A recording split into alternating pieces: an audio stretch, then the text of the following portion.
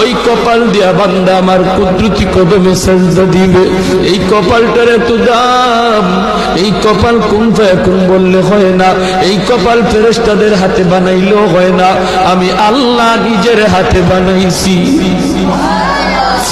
আল্লাহ পাক কই আমি আল্লাহ দেখি জমিনে কেমন অন্যায় হয়, অত্যাচার কেমন জুলুম হয়, জমিনে কেমন অন্যায় হয়, অত্যাচার হয়, কেমন জুলুম হয়, কেমন গুনাহ হয়, আমি আল্লাহ দেখতেছি। আমি আল্লাহ দেখতেছি আমার নবীর নায়েবে রাসূল উলামায়ে কেরামের সাথে কেমন আচরণ হয়, সবই আল্লাহ বলেন আমি দেখতেছি। এরপরও আমি কেন নগদ ধরি না জানুনি? চার শ্রেণীর কারণে। লাউলা মাশাইখুর রুফকা ওয়াল শাবাব খুশা ওয়াল আতফাল রুদ্দা ওয়াল আনআম রুদ্দা।